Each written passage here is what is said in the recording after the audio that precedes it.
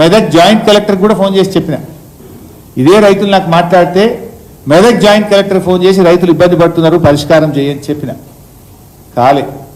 ఇప్పుడు నాకు గంట క్రితం కూడా రైతులు మాట్లాడితే లారీ డ్రైవర్ నంబర్ తీసుకొని నిజమా కాదా అని తెలుసుకున్నా.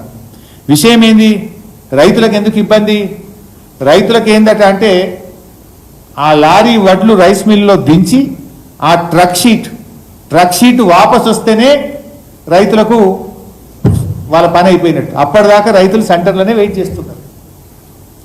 ఆ లారీ డ్రైవర్తో మాట్లాడితే దించుకోవట్లేదు సార్ అన్నారు. లారీ డ్రైవర్ నంబర్ రాసుకోండి, 9573604789. నేను ఇప్పుడు ఆ లారీ డ్రైవర్తో కూడా మాట్లాడి మీకు వినిపిస్తాను. అంటే మాటలు కోటలు దాటుతున్నాయి, ప్రాక్టికల్గా ఫీల్డ్లో క్షేత్రస్థాయిలో రైతులు ఇబ్బంది పడతా ఉన్నారు. ప్రభాకర్ రెడ్డి గారా? అవును సార్. లారీ డ్రైవర్ బాబు? సార్ లారీ డ్రైవర్ మీరు? అవును సార్, లారీ డ్రైవర్. ఏ ఊరికి వెళ్ళి బట్టలు తీసుకుపోయినావు? సార్ మెదక్ పక్కన ఈ ముత్తాయి కోట ఇల్లు సార్, ముత్తాయి కోట మీద. ముత్తాయి కోట నుంచి మొన్న రాత్రి బట్టలు తీసుకుపోయినావు? మొన్న నైట్ ఆన్సి బయలుదేరినా సార్, 12-1 అయింది సార్ నైట్. నేను హరీష్ రావు మాట్లాడుతున్నా, ఇంతకుముందు నీకు ఫోన్ చేసినా కదా సార్. మీ నెంబర్ ఆడాలి తెలుసు సార్, నేను చాలా సార్లు ఉంటాను. నేను పెద్దమూర్తి సార్, మాది చాలా సార్లు వచ్చాను సార్, ఒకసారి పెద్దమూర్తి సార్. మన ఇదేపటి కాన్సెన్సీలో కన్సల్టేషన్ సార్ అని ఎదురుకు వచ్చాను సార్. ఇదే అని మా బాగా కౌన్సిలర్ ఉండేది పెద్దమూర్తి సార్. ఇంకా ఇంగ్లీష్కి వచ్చాను సార్, నెలలు సార్. మనకు మార్కెట్ బాగాలేక, ఇసుక బాగాలేక ఇంకా అటెండ్ బిజినెస్ లో ఈ మెదక్ అంటే వచ్చినాయి సార్. ఇంకా ఇప్పుడైతే ఏం చెప్పలేదు సార్, మన రానప్పుడు నేను చెప్తారేమో. ఇంతకుముందే మళ్ళా ఒట్లు బొమ్మ ఓట్లేదు సార్, మళ్ళా చెక్ చేశారు. అది మనం చెప్తారేమో సార్, ఒక ½ అవర్లో 1 అవర్లో వచ్చినాయి సార్. అవును సార్, మళ్ళీ ఇప్పుడు మీరు చేసినాక మళ్ళీ వచ్చారు సార్, వీళ్ళు వచ్చి మళ్ళీ బొమ్మ కొట్టారు. ఇప్పుడు ఇంకా ఏం చెప్పలేదు సార్. మళ్ళీ ఇంతకుముందుకు అయితే ఈ మొలకలు వచ్చినాయి, వడ్లు తడిచినాయి, పూలు వచ్చినాయి అని చెప్పారు సార్.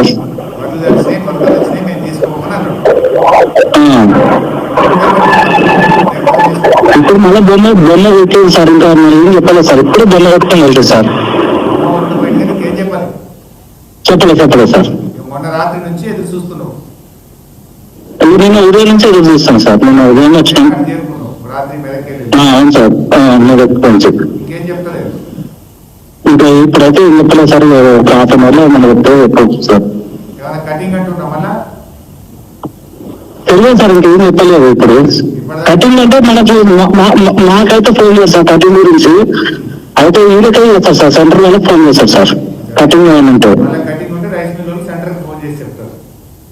సెంటర్ ఫోన్ చేసి చెప్తారు, మా లారీ వాళ్ళకి ఏం చెప్పారు సార్.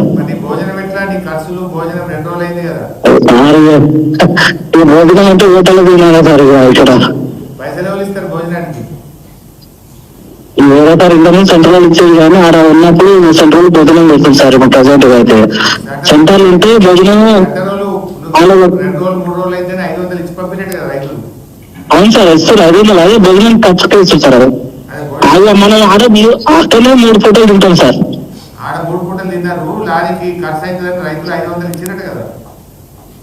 ఇది సెంట్రల్ 500 ఇచ్చారు సార్.